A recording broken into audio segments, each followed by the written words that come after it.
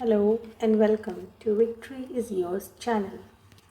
Today we shall begin a new series in general science and the topic is common human diseases. ये topic इसलिए important है क्योंकि कई exams में disease के बारे में पूछा जाता है कि उसका कॉजेटिव ऑर्गेनिज्म कौन है, कैसे फैलती है, या उसके कोई साइन एंड सिम्टम के बारे में भी स्ट्रेट क्वेश्चंस आते हैं in many of your exams.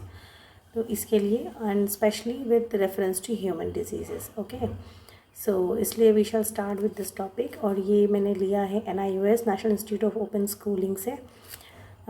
Lesson number 23 है उनका मॉड्यूल से, some common human disease. Okay, so let's begin now. ये बहुत बेसिक मॉड्यूल है, देखिए, है ना.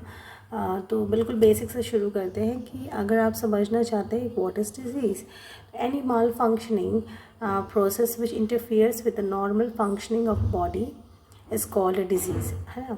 तो जैसे किसी भी मशीन में कोई ख़राबी होती है तो we have to visit a mechanic और सम एक्सपर्ट, और अदरवाइज़ फिर ज़्यादा होने पर उसको उसके सर्विस सेंटर में दे दिया जाता है. उसी तरीके से हमारी बॉडी भी एक मैकेनिज़्म के तहत पूरा काम करती है, और इसमें जब भी कुछ भी प्रॉब्लम होने से, फीवर, सर्दी, ज़ुकाम, एनीथिंग, कोई भी बीमारी होने से उसके लिए we have to just check कि व्हाट्स गोइंग रॉन्ग, और हम डॉक्टर के पास जाते हैं. ठीक है, तो उस मैल फंक्शनिंग को, जो बॉडी, जब जो उसका बॉडी का रूटीन है, जो उसकी फंक्शनिंग है, जब वो सही नहीं होती है किसी भी कारण से, किसी भी तरीके के साइन एंड सिम्टम्स आते हैं और इट्स नॉट वर्किंग प्रॉपरली, तो उसको हम कहेंगे इट इज़ अ डिजीज़. ठीक है, तो disease can be defined as disorder in physical, physiological, psychological or social state of a person caused due to nutritional deficiency. ठीक है, तब यहाँ पे हम क्या बात कर रहे हैं कि कुछ फिज़िकल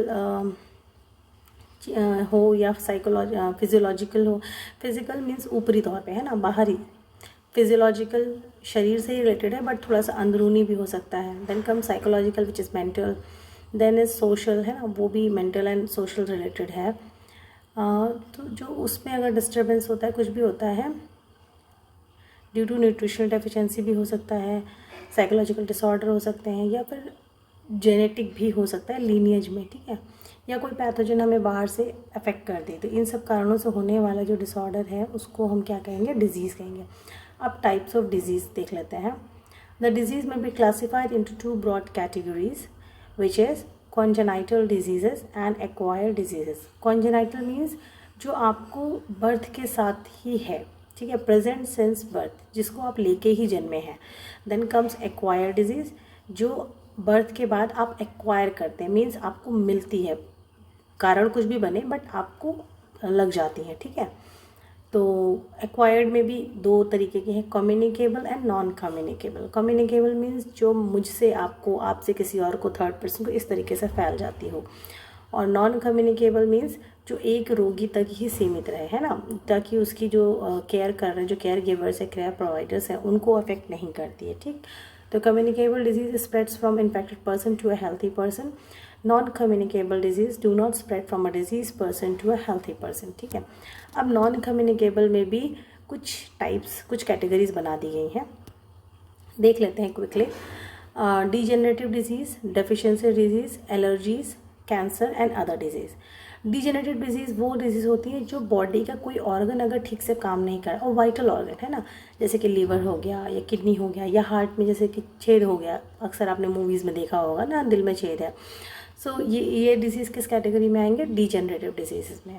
नेक्स्ट है डेफिशिएंसी. डेफिशिएंसी हम सबको पता है, मोस्ट ऑफ द टाइम हमने टीवी पे ऐड देखा है कि आयोडीन की डेफिशिएंसी से क्वाइटर हो जाता है ना, घेंघा रोग. तो उसी तरीके से कोई भी मिनरल है या विटामिन है, न्यूट्रिशन की डेफिशिएंसी है, तो उन सब डेफिशिएंसी से जो मैल फंक्शनिंग होती है, जो डिजीज़ होती है, उसको हम डेफिशिएंसी डिजीज़ का नाम देते हैं. Then is allergies. आपने सुना होगा कुछ लोगों को डस्ट से एलर्जी होती है, कुछ को सन से एलर्जी होती है, कुछ को किसी और कोई पर्टिकुलर प्लांट है, या कोई पर्टिकुलर सब्ज़ी है, या कोई पर्टिकुलर फ्रूट है, उससे एलर्जी है. कुछ लोगों को मूंगफली के दानों से एलर्जी होती है ना. तो अक्सर आपने कुछ प्रोडक्ट्स के पीछे अगर देखते होंगे तो इट्स ऑलवेज मेंशन कि this product has been process in a centre where peanuts and everything is being processed, है ना. तो लोग उसको भी ध्यान रखते हैं. तो एलर्जीज क्या होती है? Caused due to hypersensitivity of the body to certain foreign substances. Then comes cancer. Cancer कैसे है? It is the uncontrolled growth of cells या टिश्यूज, है ना। तो बॉडी में कोई सेल्स का बहुत बड़ा मास हो जाता है या टिश्यूज़ की ग्रोथ हो जाती है, उसको हम कैंसर कहते हैं, जिसके की बहुत ज़्यादा रिसर्च चल रही है और उसके बहुत से कारण हैं, अनेक कारण हैं। तो वो एक सेपरेट बहुत बड़ा चैप्टर होता है, जस्ट लीव इट। नेक्स्ट है अदर डिजीज़, जो इन चारों में कवर नहीं होती, उसके अलावा जो डिजीज़ है उसको हम अदर डिजीज़ की कैटेगरी में यहाँ पे इन्होंने रखा है। It is cause due to various physical agents और अदर रीजंस, ठीक है। तो कॉन्जेनाइटल डिजीज़ देख लेते हैं। कॉन्जेनाइटल डिजीज़ वो डिजीज़ हैं which are present from the birth, है ना। जो सबसे मेजर हमने यहाँ पे देखा है ना, दो डिजीज़ के कि since birth and after birth. तो कॉन्जेनाइटल डिजीज़ क्या है कि जो which is present from the birth, जैसे कि hole in the heart in infants, और they are cause by some genetic abnormality और मेटाबॉलिक डिसऑर्डर और malfunctioning of the organ. तो इसका मतलब ये हुआ कि जो आप यहाँ पे देख रहे थे ना डीजेनरेटिव डिजीज़, ये भी कॉन्जेनाइटल डिजीज़ में आ सकते हैं, क्योंकि कुछ ऐसे यहाँ पे माल फंक्शनिंग होंगे जो सिंस बर्थ भी हो सकते हैं। ओके, तो कॉन्जेनाइटल डिजीज़ उन्हीं डिजीज़ के लिए कहा जाएगा जो कि बर्थ के साथ ही हैं। जब बच्चा पैदा होता है तो उस रोग के साथ, उस माल फंक्शनिंग के साथ ही पैदा हुआ है। देन कम्स एक्वायर्ड डिजीज़, जो कि हमें बर्थ के बाद मिल जाती हैं, लग जाती हैं लाइफ टाइम के दौरान, ठीक है। देन एक्वायर्ड डिजीज़ के क्लासिफिकेशंस थे जो हमने पढ़े। Infectious disease, it is transmitted from a disease from diseased healthy person to others, है ना। from diseased person to healthy person, ये यहाँ पे मिसप्रिंट है इनका। तो एग्जाम्पल दिया इन्होंने मीजल्स का। ओके, तो इसी तरीके से इसका सबसे कॉमन एग्जाम्पल है जो अपना कॉमन फ्लू होता है, सर्दी जुकाम एंड ऑल, है ना। Then comes degenerative disease, it is a malfunctioning of some vital organ, है ना। जैसे हार्ट फेलियर है या किडनी के साथ कोई प्रॉब्लम है या लीवर में कोई प्रॉब्लम है, कोई वाइटल ऑर्गन है बॉडी का वो अफेक्टेड है, तो हम उसको कहेंगे कि degenerative disease. Okay, next is deficiency, जैसा हमने पहले भी बात करी उसी चीज़ को फिर से बात कर लेते हैं। It is due to nutritional deficiency such as that of vitamins और मिनरल्स, एग्जाम्पल एनीमिया, आयरन की कमी से होने वाला, है ना, खून की कमी। बेरी विटामिन बी की कमी से होने का। और नेक्स्ट है cancer, this is an abnormal uncontrolled unwanted growth of cells, example breast cancer, lung cancer, throat cancer, lot of cancers. Okay, then comes acquired disease are studied under two categories, communicable and non communicable. इसकी भी बातें हम लोग कर ली, अब सीधे देख लेते हैं कुछ डिफरेंसेस हैं उन दोनों में। कम्युनिकेबल एंड नॉन कम्युनिकेबल में कुछ स्ट्राइक डिफरेंसेस हैं, उनको देख लेते हैं। Communicable disease cause by some biological agent, जैसे कि वायरस, बैक्टीरिया, प्रोटोजोआ, हेलमिंथ। इनको हम अगर एक जनरल नाम दें तो उनको क्या कहेंगे? पैथोजेंस। ओके, पैथोजेंस वो हैं जो डिजीज़ देते हैं।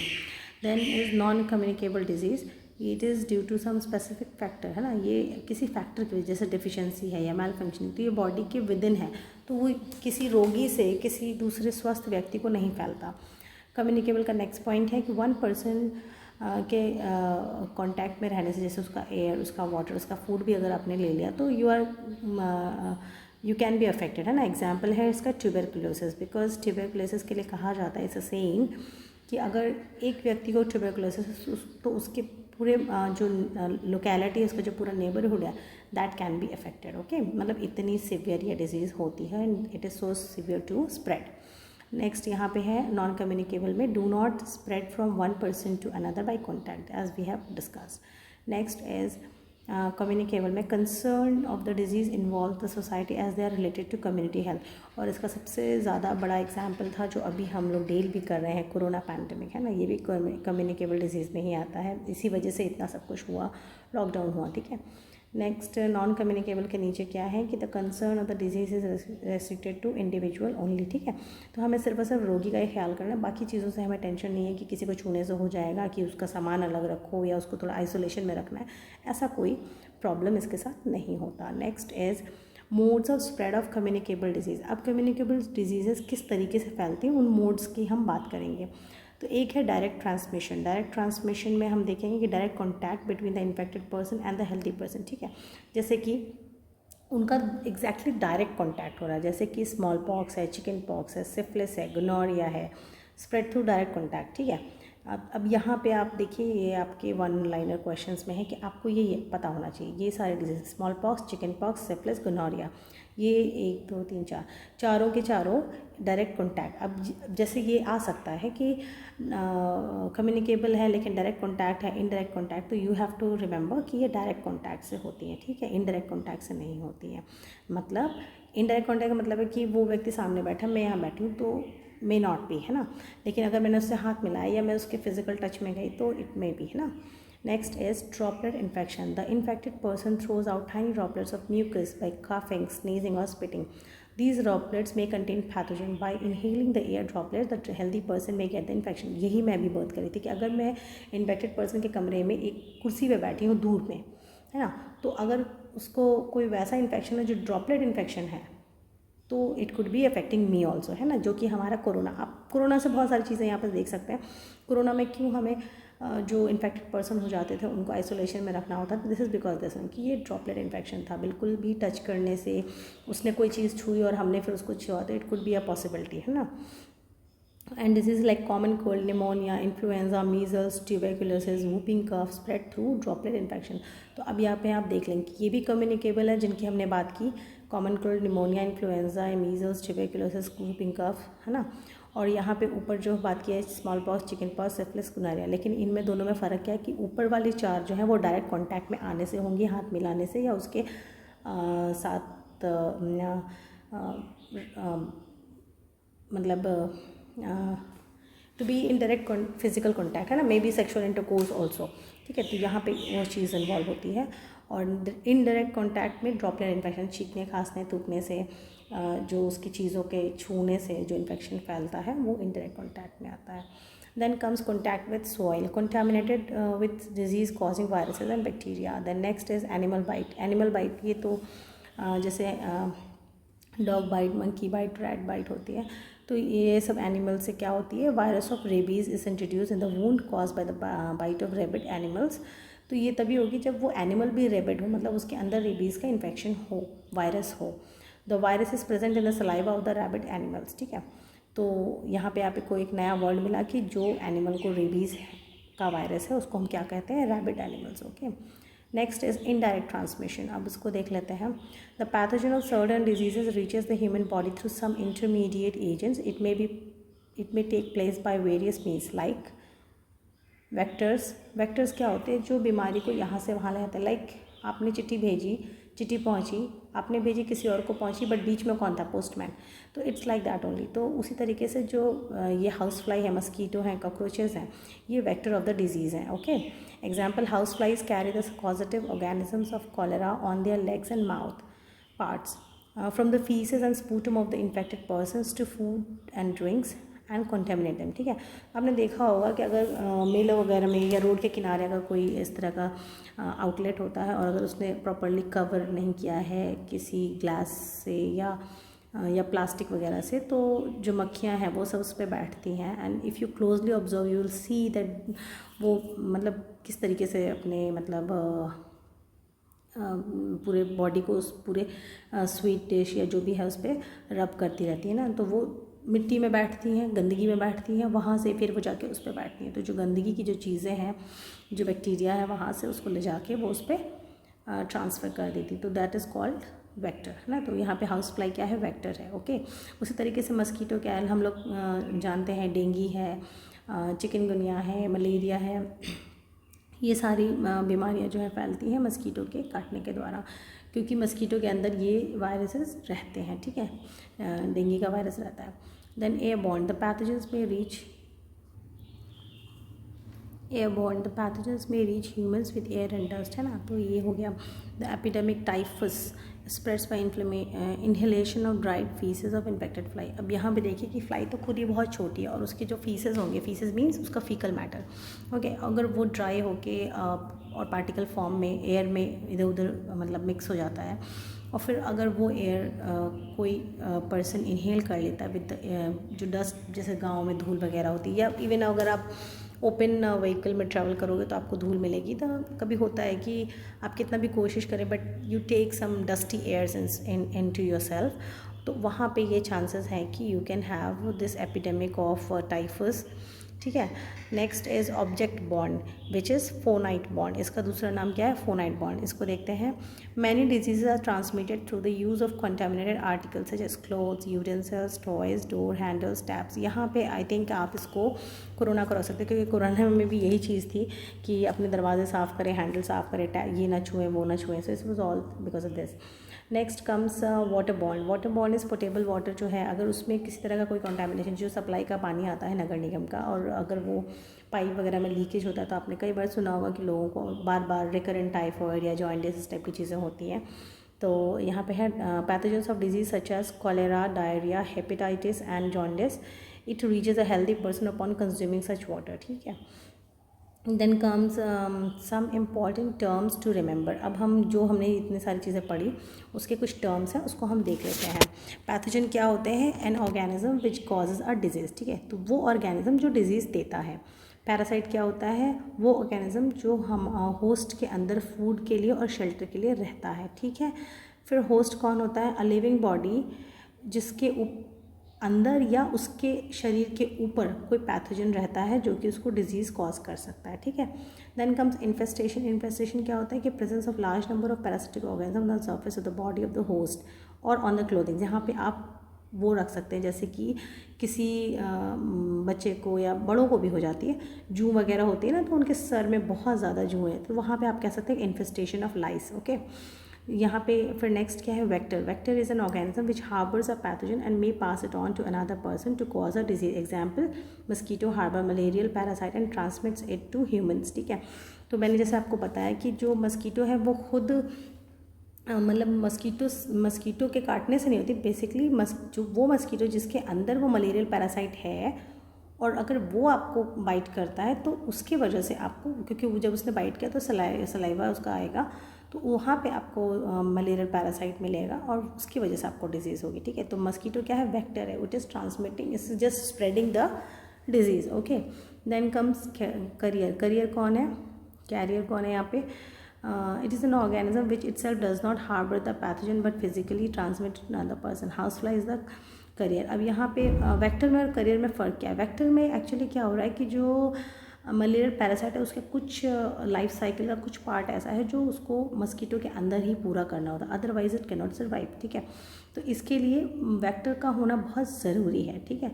वेक्टर पे उसकी लाइफ साइकिल डिपेंड करती है। लेकिन करियर यहाँ पे जो है, जो कैरियर है, सॉरी मैं करियर बोल दे रही हूँ, कैरियर जो यहाँ पे है वो हाउस फ्लाई है। तो हाउस फ्लाई क्या है कि वो अपने ऊपर चीज़ों को, गंदगी को लगा के और फिर दूसरी जगह पे ट्रांसफ़र कर दी। तो इट मे और मे नॉट, है ना, बिना हाउस फ्लाई के भी कॉलेरा होता है। ऐसा नहीं है कि आपने कोई गंदी चीज़ खा ली, सड़क के किनारे की खा ली और तभी आपको कॉलेरा होगा। इट मे ऑल्सो हैपन कि वो चीज़ जहाँ पे बनी थी वहाँ पे जिस व्यक्ति ने बनाया उसके हाथ वगैरह नहीं क्लीन थे, नेल्स वगैरह क्लीन नहीं थे और समहाउ वहाँ से इन्फेक्शन आया हो, ठीक है। तो तो यहाँ पे मतलब ये कि कॉलेरा का जो जर्म है उसकी कोई भी डिपेंडेंसी नहीं है सिर्फ और सिर्फ हाउस फ्लाई के ऊपर, okay. Understand the difference. House fly के ऊपर से कोई डिपेंडेंसी नहीं, हाउस फ्लाई हो या किसी और तरीके से कॉलेरा का जर्म फैल सकता है, ठीक है। Next comes the reservoir, an organism which harbours pathogen in large numbers that do not cause any suffering to it. अब ये क्या है, ये रिजर्वॉयर मीन्स जैसे बैंक की तरह काम करता है कि इसके अंदर जो पैथोजेंस है वो रहते हैं लार्ज नंबर में और उस रिजर्वॉयर्स, उस ऑर्गेनिज्म को कोई हार्म नहीं पहुंचाते हैं, ठीक है। Next comes epidemic. Epidemic is spread of disease among large number of people causing a huge loss of life in some place for some long time. जैसे कि प्लेग वगैरह हुआ करता था पहले के टाइम में। और इसी के साथ मैं बता दूं कि पैंडमिक सेम चीज़ है, लेकिन ये जो एक किसी मोहल्ले में कह लो या एक शहर में कह लो, एपिडेमिक इज़ लाइक एक शहर भर में या है ना, दो एक शहरों में, इस तरीके से होता है। लेकिन पैंडमिक तब होता है जब इट्स लाइक मेजर, जैसे कि कोरोना में हुआ था कि अमेरिका में भी हो रहा है, लंदन में भी हो रहा है, इंडिया में भी हो रहा है ना, अदर कंट्रीज़ में भी हो रहा है। तो इट्स मतलब ग्लोबल था वो, तो उसको हम कहेंगे पैंडमिक। और जो उससे कम डिग्री का है, एक शहर, दो शहर, तीन शहर, चार शहर टाइप की जगह पे, तो उसको हम एपिडेमिक कहते हैं, ठीक है। और एंडेमिक क्या है, जो एक पर्टिकुलर ग्रुप ऑफ पीपल के अंदर ही है, जैसे कि found among a particular group of people like goitre restricted to certain locality और अ कंट्री। जैसे कि गोइटर बेसिकली यहाँ पे कहाँ होता है, जो पहाड़ में लोग रहते हैं ना, तो वहाँ पे थोड़ा सा एक गोइटर के प्रेजेंस ज़्यादा देखी गई है, ठीक है। सो नेक्स्ट टर्म है हमारा पैंडमिक, मैंने पहले एक्सप्लेन कर दिया गया है। Then comes interferon. इंटरफेरॉन क्या है कि type of protein produce by infected cells of the body when attacked by a virus which act to prevent the further development of the same virus। ठीक है, तो होता क्या है कि जब बैक्टीरिया हमारी बॉडी को इन्फेक्ट करता है तो उसके अगेंस्ट बॉडी हमारी क्या बनाती है, एंटीबॉडीज़ बनाती है। ठीक है, तो एंटीबॉडीज़ बनाती है। तो सिमिलरली जब वायरस अफेक्ट करता है, हमारी बॉडी को अटैक करता है, तो हमारी बॉडी उसके अगेंस्ट क्या बनाती है, इंटरफेरॉन बनाती है। तो एंटीबॉडी किसके अगेंस्ट बनती है, एंड बैक्टीरिया के अगेंस्ट। ठीक है, और इंटरफेरॉन किसके अगेंस्ट बनती है, वायरस के अगेंस्ट। दैट्स इट, बस इतना ही है। और ये क्यों बनते हैं, ये इसलिए बनते हैं कि उसको उस टाइम तो आपने काउंटर किया ही किया, बट उसकी एक कॉपी बॉडी अपने अंदर सेव करके रखती है, और जब कभी दोबारा वो वायरस या वो बैक्टीरिया आता है तो हमारी बॉडी उसको क्विकली रिस्पॉन्स देती है। ठीक है, तो that's it. Then is inoculation. Inoculation में introduction of antigenic material inside the body to prevent suffering from a disease. Inoculation जैसे हम ये एंटीजेनिक मटीरियल, जो एंटीजन है, अब यहाँ पे आपको एंटीजन की डेफिनेशन नहीं दी गई है और यहाँ इन्होंने यूज़ कर लिया, बट एनीवेज, तो एंटीजन वो होते हैं जिससे कि हमें एंटीबॉडी का रिस्पांस मिलता है। ठीक है, हमारी बॉडी फॉरेन पार्टिकल होते हैं, एंटीजन बेसिकली फॉरेन पार्टिकल्स होते हैं, और जब वो हमारी बॉडी में जाते हैं तो हमारी बॉडी उसके अगेंस्ट एंटीबॉडीज़ बनाती है, और उसी को हम एंटीजेनिक रिस्पांस बोलते हैं। Next is vaccination. Injection of a weak strain of specific bacterium in order to secure immunity against corresponding disease, it is called immunisation. ठीक है, तो वैक्सीनेशन में ये क्या होता है कि या तो हम डेड बैक्टीरियम यूज़ कर लेते हैं, या डेड बैक्टीरियम नहीं यूज़ करके वीक स्ट्रेन, है ना, मतलब वो इतना वीक है कि वो उसके अंदर एंटीजन तो है डिजीज़ वाला, लेकिन वो डिजीज़ करेगा नहीं। ओके, तो वो इतना वीक है, लेकिन हमारी बॉडी को वो एंटीजन मिल जाता है, तो बॉडी उसकी पहचान कर लेती है कि ठीक है ये एंटीजन इस चीज़ का है, और हम इसके लिए एंटीबॉडी की एक सैम्पल कॉपी बना के रख लेते हैं। मैं देखिए आपको बहुत सिंपल वर्ड्स में बता रही हूँ, एक कॉमन बोलचाल की भाषा वाला यूज़ करें। अगर मैं टोटली साइंटिफिक टर्म्स यूज़ करूँगी तो आपके समझ नहीं आए, क्योंकि मैं चाहती हूँ कि जो नॉन साइंस वाले बंदे हैं, मतलब जो जिन्होंने 10th के बाद साइंस नहीं पढ़ी है, या 10th तक या 12th तक भी पढ़ ली बट उसके बाद साइंस नहीं कंटिन्यू करी है, तो उनको भी चीज़ें समझ में आनी चाहिए, तभी इसका बनाने का, तभी मैंने ये बिल्कुल बेसिक वाला PDF यूज़ किया है, उठाया है। तो यहाँ पे मैं बात कर रही थी कि वैक्सीन के लिए, तो अगर जब वैक्सीन देते हैं तो जो वैक्सीन होती है, जो स्ट्रेन होता है, वो इतना वीक होता है कि हमें डिजीज़ तो नहीं देता, लेकिन हमारी बॉडी के सेल्स को एक सैम्पल कॉपी प्रोवाइड कर देते हैं कि भाई ये देखो इस तरीके के ये एंटीजन है, इसके आने से ये डिजीज़ हो सकती है। तो हमारी बॉडी उस एंटीजन को पहचानती है, फिर उसके अगेंस्ट एंटीबॉडी बनाती है उसकी कंपैटिबिलिटी में, और उस एंटीबॉडीज से उसको तो कॉन्कर करती ही है, प्लस उसकी एक सैम्पल कॉपी रख लेती है कि ठीक है आगे से कभी भी एंटीजन आने से मेरे पास ये औजार तैयार है इसको हैंडल करने के लिए। Okay, this is called antigen response and immunization. Okay, then comes incubation period. It is a period between the entry of the pathogen inside the healthy body and appearance of symptoms of the disease. मतलब incubation period का मतलब यहाँ पे ये है कि जब body में कोई इन्फेक्शन घुसा, ठीक है, कोई पैथोजन घुसा, और उसके बाद डिजीज़ होने में, तो घुसने में और होने में जितना समय लगा बीच में, मतलब जब पैथोजन घुसा, फिर उसने अपना प्रोसेस चालू किया, अपनी रेप्लिकेशन प्रोसेस शुरू करी, इन्फेक्शन प्रोसेस शुरू करी, सब कुछ करा के जब एक लेवल पार हो जाता है ना, तभी जाके हमें कोई बीमारी का एहसास होता है। ठीक है, तो उस पूरे टेन्योर को जब अंदर तो पैथोजन है लेकिन बीमारी नहीं है, उसको हम क्या बोलेंगे, इंक्यूबेशन। ठीक है, इंक्यूबेट हो रहा है, वो अपने आप को तैयार कर रहा है बीमारी क्रिएट करने के लिए। Okay fine, then comes symptoms. Symptoms is specific morphological और physiological expressions which appear on the disease organism and help in the identification of the disease. ठीक है, तो ये वो सिम्टम्स है जिससे कि हम किसी डिजीज़ की पहचान करते हैं कि भाई ऐसा ऐसा होता है तो ये डिजीज़ होती है। ठीक है, अब हम छोटी सी एक्सरसाइज देख लेते हैं। डिफाइन द टर्म डिजीज़, तो any malfunctioning of the body, है ना, इज कॉल्ड डिजीज़। ठीक है, then comes give appropriate terms for, तो kind of disease which is present from birth, तो हमने पढ़ा है कि बर्थ से कौन सी होती है, congenital. Then disease cause by malfunctioning of vital organisms, तो वो है डिजेनरेटिव डिजीज़। फिर name any two communicable and any two non communicable. तो कम्युनिकेबल डिजीज़ में आप लिख सकते हैं कि हम लोगों ने स्मॉल पॉक्स और चिकन पॉक्स पढ़ा था, और नॉन कम्युनिकेबल में क्या लिखेंगे, you can write rabies and और कोई याद कर लो।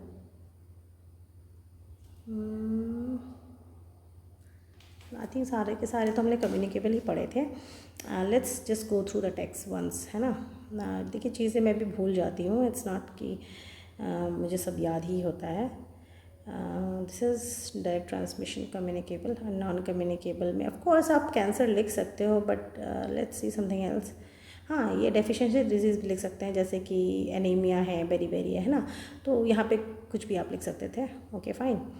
सो कम्युनिकेबल में small pox, chicken pox, leprosy, TB, है ना। नॉन कम्युनिकेबल में बेरी है, गोइटर है, एंड है ना, इस तरीके के कैंसर वगैरह है। Next comes what does infestation mean, है ना। infestation is the presence of large number of pathogens on the surface of the any host, ठीक है। तो ये हो गया इन्फेस्टेशन। अब आई थिंक ये वीडियो काफ़ी लंबी हो गई, मेरी एक्सपेक्टेशंस थोड़ी ज़्यादा हो गई है। So we shall take this topic communicable disease, infectious disease, ठीक है, in the next video. So thank you so much for this video and thank you so much for listening.